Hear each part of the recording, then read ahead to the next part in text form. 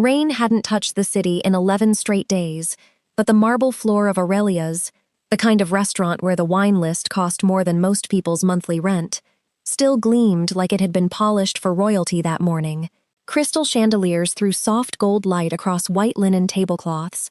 Somewhere near the back, a violinist played something low and expensive, the kind of music meant for people who never had to think twice about the price of anything.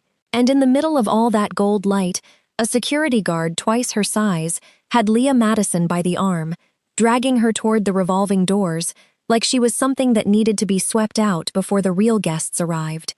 Her cardigan had slipped off one shoulder. Her low heel caught the seam between two marble tiles, and she stumbled, catching herself against the guard's forearm, and a table of investors near the bar turned to watch, phones already rising, thumbs already tapping record. Somebody laughed, not loud, just enough to sting, the kind of laugh designed to be heard. There has to be a mistake.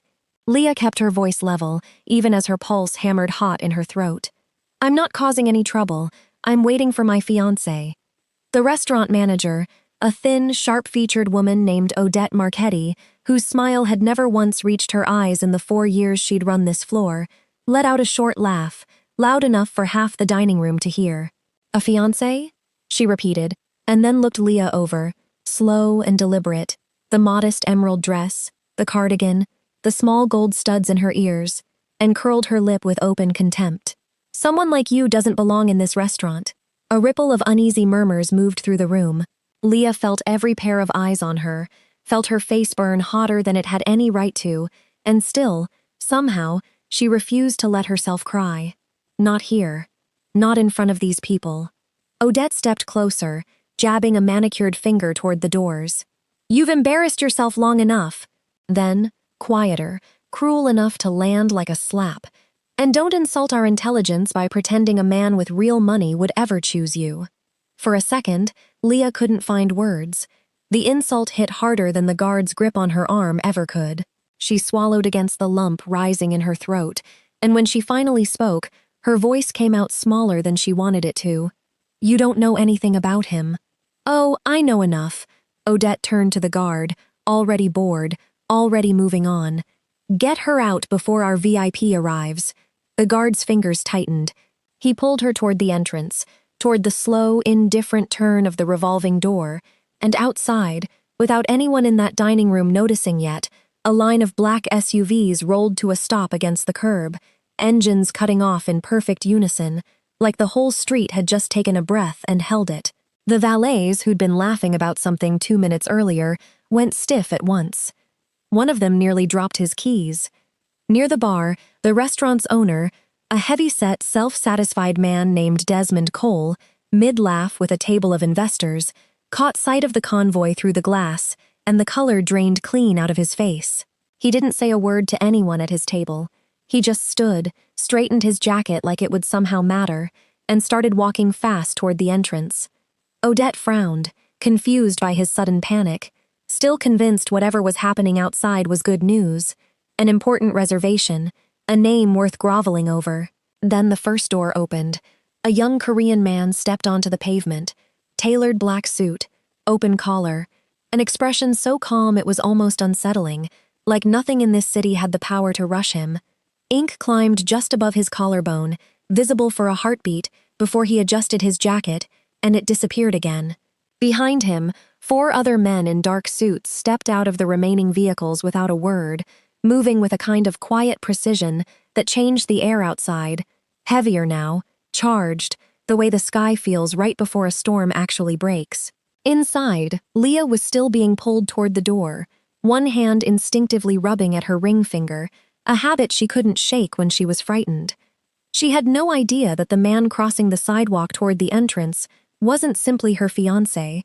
He was the last person in this city anyone could afford to humiliate. Welcome back to Afro K Obsession, your home for addictive Afro-Korean romance stories. If this is your first time here, every story on this channel is written and put together right here, just for you. No shortcuts, no recycled plots. I wanted this one to sit with something real, what it costs to be looked at like you don't belong somewhere, and what happens when the person who loves you refuses to let that stand. Before we get into it, Drop a comment and tell me where you're watching from tonight, and what time it is right now where you are. I always love reading those. Alright, let's get back into it. Kang Ji-hoon didn't look at Odette. He didn't look at Desmond Cole, who was already stammering an apology aimed at nobody in particular. He walked straight past both of them, like they were furniture, his eyes fixed only on Leah. He reached her just as the guard's hand closed tighter around her arm, and without raising his voice, without a single wasted motion, he peeled the guard's fingers off her the way you'd undo a knot that had personally offended you. His gaze dropped to her arm, to the faint red marks already blooming under her skin, and something in his face went very, very still. The whole restaurant had gone silent, the way a room does when it senses, correctly, that it's about to witness a mistake someone will spend a long time regretting. "Who touched my fiancé?" 4 words, no shouting. His voice barely rose above the volume he'd used to order coffee. And somehow that was worse than if he'd screamed it. Nobody answered right away. Odette actually laughed. A small, nervous, disbelieving sound, still convinced this had to be some kind of misunderstanding a little charm could smooth over. "Sir, I think there's been some confusion." "There's no confusion." Ji-hoon finally turned to look at her, and Leah watched something pass over his face she rarely saw. Not rage exactly, but a kind of glacial, controlled focus, like a man deciding very precisely how much of his patience a situation deserved. "This is the woman I intend to marry." The words landed in the dining room like a dropped glass. Odette's smile cracked at the edges. Desmond Cole's mouth opened and closed twice before anything came out of it. "Sir, Mr. Kang, I had no idea. Please, let us make this right. I'll comp your entire—" "You don't need to comp anything." Ji-hoon's tone didn't change, didn't rise, didn't waver. "You need to explain to me why the woman I love was dragged across your floor in front of 40 people, because your manager decided she wasn't worth respecting." Desmond spun on Odette so fast, his chair nearly toppled. "Fire her. Fire the guard, too. Right now, this instant." Odette's face cycled through disbelief, panic, and a desperate scramble for footing, all in about 4 seconds. "Sir, I was only following the dress code policy. I didn't know who—" "You didn't need to know who she was," Ji-hoon said quietly, "to know how to treat a person." Desmond, red-faced now, waved both employees toward the back like he could erase the whole humiliation just by removing the people who'd caused it. He turned to Ji-hoon, forcing something that resembled a smile onto his face. "I hope this doesn't affect our working relationship, Mr. Kang. I know your firm has looked at properties in this district before, and Aurelia's would be honored to—" Ji-hoon looked at him for a long, quiet moment. Then, almost gently, like he was doing the man a kindness by telling him now, instead of letting him find out later, in front of even more people. "You should know something, Mr. Cole. 3 months ago, my company acquired this building. All of it. The lease you're operating under, my legal team drafted it." He let that settle into the silence. "You haven't been renting from an overseas holding company like you were told. You've been renting from me." The color that had returned to Desmond's face drained out of it a second time, faster than the first. Odette's mouth opened, closed. She looked at Leah, really looked at her, for the first time all night, and something like horror crept across her features as the math finished itself behind her eyes. She hadn't insulted some ordinary customer with delusions above her station. She'd insulted the future wife of the man who owned the building she was standing in, the floor she'd just had someone else dragged across. But Ji-hoon didn't look at either of them again. He turned fully to Leah, and his voice dropped into something softer, something that belonged only to her. "Are you all right?" And somehow, out of everything that had happened in the last 10 minutes, the humiliation, the reversal, the stunned faces frozen around them, that was the question that undid her. Not the power, not the apology nobody had earned yet, just him, asking if she was okay, like nothing else in the room mattered more than that. She nodded, even though her eyes were stinging. "I'm fine." He didn't believe her. He never did when she said that. But he let it go, for now, gently guiding her by the elbow, the arm that hadn't been gripped, toward the door, past the stairs, past the phone still recording, past Odette, who was being walked toward the back office by 2 members of restaurant management, like she was the one being escorted out this time.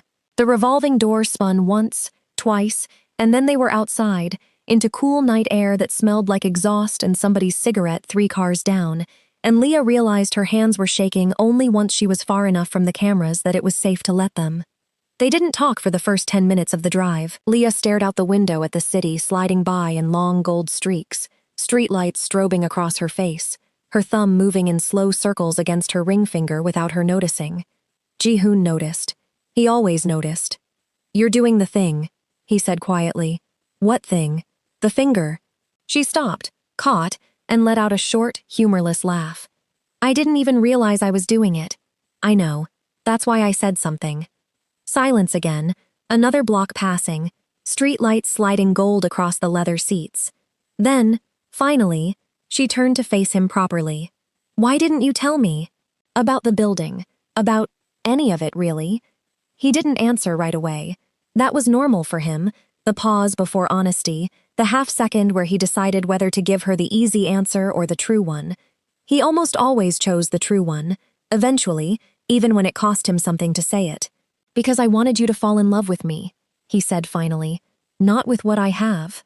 "Ji-hoon, I already loved you before I knew any of this. I loved you when I thought you managed hotel properties for a living and complained about spreadsheets." "I know." His jaw tightened, just barely. "That's exactly why I was afraid to show you the rest of it. I didn't want to find out it changed anything between us. I didn't want to risk it." She looked at him, something in her chest aching in a way that had nothing to do with Odette's cruelty and everything to do with the quiet, careful way this man protected his own heart like it was the most fragile thing he owned. "It wouldn't have. It still doesn't. I know that now." A beat. "I didn't always." She let that sit for a second before something else occurred to her. Something that had been nagging at her since the words "acquired this building" had left his mouth. Why that restaurant, though? Out of every property in this city, why Aurelia's? And that was when he told her the rest of it. The part he hadn't planned on revealing yet, certainly not tonight, certainly not like this. In the back of a car with her hands still trembling from being dragged across a marble floor. Months earlier, going through the small details of her life the way he did with everything he cared about. Quietly, thoroughly, never making her feel watched or studied, he'd learned about her father. About the promise he'd made her the week she won her first architecture award, back when she was 23, terrified, and certain she'd never measure up to the men at her firm who'd been handed opportunities she'd had to fight for. "When you win your first big one, baby girl, I'm taking you to Aurelia's. The good one downtown. We'll get the whole tasting menu and I won't even look at the prices." He'd died 4 months before she won the award. She'd never told anyone that story. Not colleagues, not close friends, not even her own mother, who carried her own grief too heavily to add to it. She'd buried it the way she buried most things that hurt. Quietly, without ceremony, and never brought up again. Ji-hoon had found out anyway, in the careful, patient way he found out most things that mattered to her. And instead of simply taking her to dinner there one evening, he'd bought the entire building, quietly, through a holding company, months before tonight, planning to rent out the whole restaurant for one private night, empty of every other guest, and surprise her with an engagement celebration that finally, fully honored the promise her father never got the chance to keep. Instead, she'd been dragged out of it in front of 40 strangers before he ever got the chance to give it back to her. Leah didn't say anything for a long moment. When she finally spoke, her voice had gone thick, unsteady. "You were planning all that, and I got humiliated in the one place you were trying to give back to me." "I know." His hand found hers on the seat between them, steady, warm, grounding. "I'm going to fix it." She almost laughed, except it came out closer to a sob. "You don't have to fix everything, Ji-hoon. I know that too." His thumb brushed once, slow, over her knuckles. "I'm going to fix it anyway." They rode the rest of the way home in silence, but it was a different kind now. Not the tense silence of two people avoiding a subject, but the settled quiet of two people who'd just told each other something true and didn't need to fill the space around it. By morning, it wasn't a private moment anymore. Somebody in that dining room had posted a 15-second clip, carefully cropped, cutting off before Ji-hoon ever arrived, showing only Leah stumbling, only the guard's hand tight around her arm, only Odette's voice saying "someone like you doesn't belong here," with no consequence, no reversal. The caption read, "Rich restaurant humiliates woman over her looks. Internet reacts." It should have made Leah the sympathetic one. For the first hour, it did.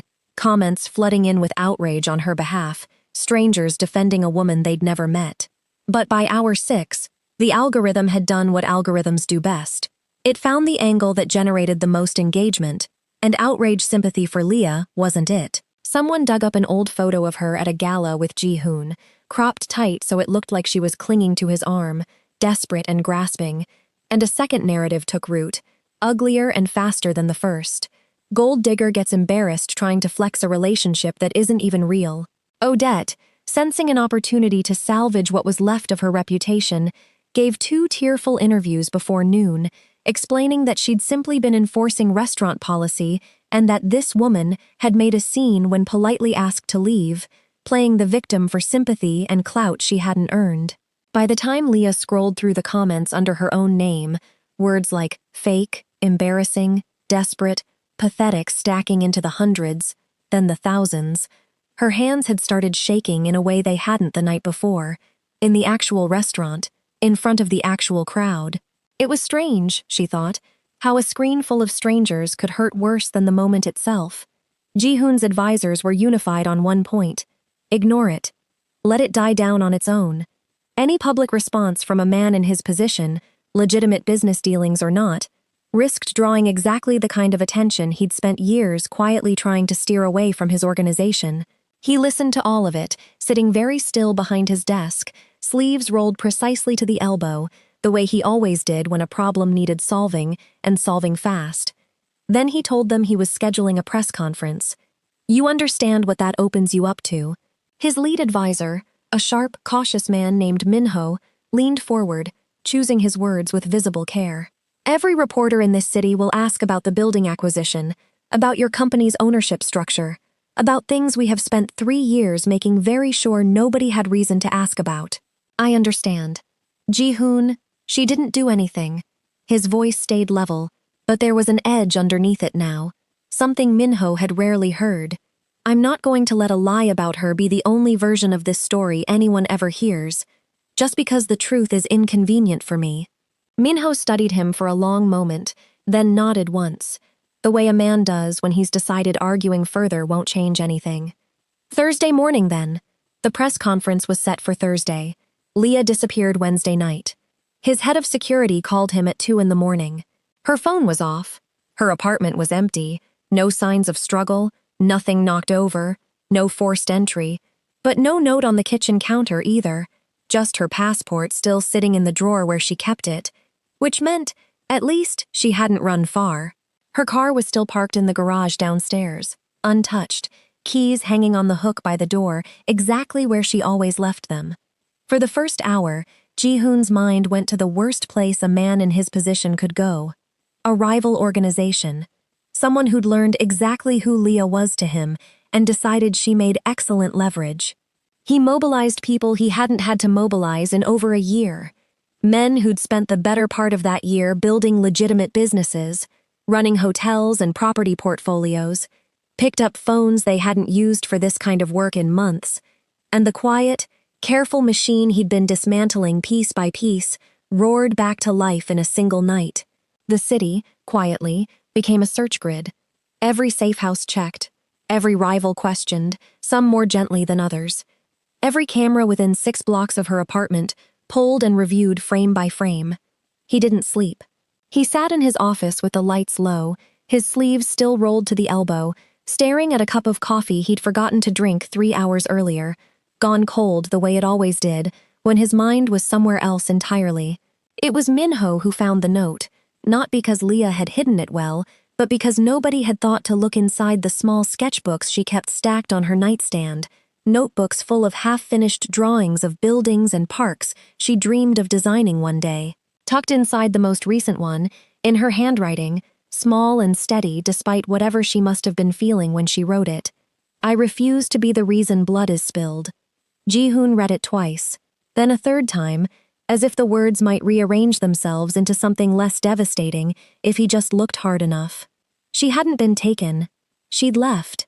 Not because she'd stopped loving him, The note made that unbearably, painfully clear in everything it didn't say.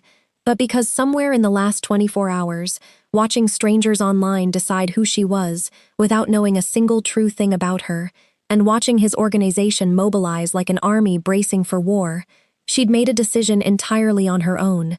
She would not be the reason anyone died. Not for her own honor, not for a headline, not even for him. For the first time in longer than he could remember, Kang Ji-hoon, a man feared by people who'd never even met him, respected by people who owed him nothing, obeyed instantly by men twice his age, felt something close to helpless. He'd built an empire on the principle that he could solve any problem quietly, given enough time and enough control. And here was the one problem control couldn't touch. He found her 2 days later, not because his men tracked her down through any of the usual channels, but because he finally thought to ask himself the right question. Not where would she hide, where would she work? The community center was still half skeleton at that hour, exposed rebar and unfinished drywall catching the glow of a single work lamp, the smell of sawdust and cold concrete hanging in the air. It was a project she'd been designing pro bono for a neighborhood 2 train stops from the glass towers where men like him conducted business. The kind of neighborhood the city's investment usually skipped right over. She was there at 11 at night, in old paint-stained jeans, hair tied back loosely, sketching measurements onto a sheet of plywood with a pencil worn down to a stub, exactly the way she always worked when she needed her hands busy and her mind quiet enough to survive itself. She wasn't hiding. She was doing the things she'd always done, carrying the weight alone, quietly, without ever asking anyone to notice she was in pain. He stood in the doorway a long moment before she sensed him there, and turned, pencil still in her hand, eyes wide with something between relief and dread. Neither of them spoke for a beat too long. "You scared me," he finally said. It wasn't an accusation. It came out rougher than he meant it to. An admission he wasn't used to making out loud, to anyone, ever. "I know." Her voice cracked slightly, the pencil trembling in her fingers before she set it down. "I'm sorry. I couldn't watch you go to war over me. I couldn't be the reason your men were out there with guns, looking for someone who took me, when nobody took me. I did this. I know that's not fair to you, and I know it probably scared you worse than anything ever has, but I needed." She stopped, pressed her lips together hard, tried again, quieter this time. "I refuse to live behind bodyguards and fear for the rest of my life, Ji-hoon. I love you. I love you so much it terrifies me some days. But I won't live like that. I can't."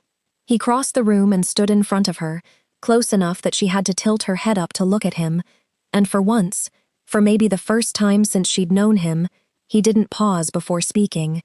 "I've been dismantling it," he said, "for months.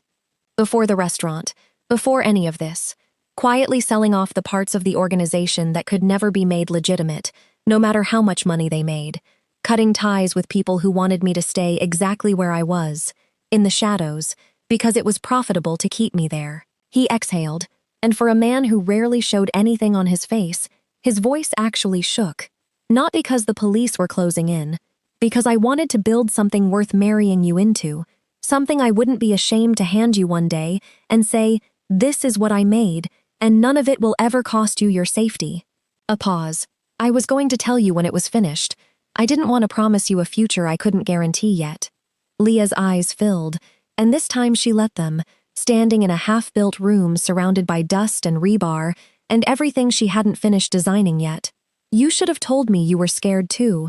All this time, and I never once knew you carried any of that. I'm telling you now." She let out a wet, disbelieving laugh, half a sob. "That's about 6 months late, Ji-hoon." "I know." A beat. That same half-second hesitation he always gave to honest things, weighing the words before he let them go. "I'll be late a lot less, from now on. I mean that." She reached up and touched his jaw, the way she used to before any of this happened, before restaurants and cameras and internet strangers decided they knew her story better than she did, and for a long moment, neither of them said anything else at all. They just stood there, in the unfinished room she was building for people the city usually forgot, and let the silence between them mean everything it needed to. The press conference happened Friday morning, and it was nothing like what Minho had spent 3 sleepless nights preparing for. Ji-hoon didn't spin a story. He didn't hire a crisis firm to soften the language, didn't rehearse careful non-answers to the questions everyone assumed he'd dodge. He stood in front of a room full of cameras, hands steady at his sides, and released the complete, unedited security footage from Aurelia's. Every second of it. From the moment Leah was first approached by the manager to the moment he walked through the revolving doors. No cuts, no missing context. The same internet that had spent 4 days deciding, cruelly and confidently, who Leah Maddison was got to watch, unfiltered, exactly what had actually happened to her. The reversal was immediate and total. Odette's tearful interviews, once framed as a woman bravely defending herself, were suddenly recast as a woman caught in her own cruelty on camera, replayed on every platform within hours. Investors who'd quietly backed Aurelia's for years pulled their names within 48 hours, one by one, careful public statements distancing themselves as fast as they could type them. Luxury partners canceled sponsorship deals overnight. Reservations, once booked out 6 months in advance, dropped to 0 within a week. Within 2 weeks, the restaurant that had once made people beg for a table closed its doors permanently, the marble floor going dark, the crystal chandeliers packed away into storage crates nobody would ever unpack again. Ji-hoon never celebrated any of it. When Minho brought him the news of the closure, half expecting some flicker of satisfaction after everything, all Ji-hoon said, without looking up from the contract he was reading, was, "Good. Now buy the space back from whoever ends up holding the lease. I have plans for it." Minho almost asked what plans. Almost. But something in Ji-hoon's face told him he already knew, and that this particular plan wasn't one Minho needed to manage. 3 months later, the marble floor of what used to be Aurelia's gleamed again under entirely different light. Softer now, warmer, strings of small bulbs strung overhead instead of cold crystal chandeliers. Long communal tables set for a celebration instead of a hierarchy of who deserved the best seat by the window. The doors were open to everyone. Not velvet rope and reservation everyone. Actually everyone. The valets who used to work the curb outside, invited in this time instead of standing out in the cold.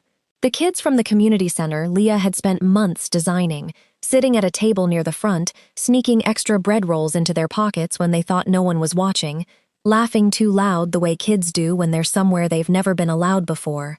Neighbors from 2 train stops away who'd never once, in their entire lives, been able to afford a seat in this building when it belonged to someone else.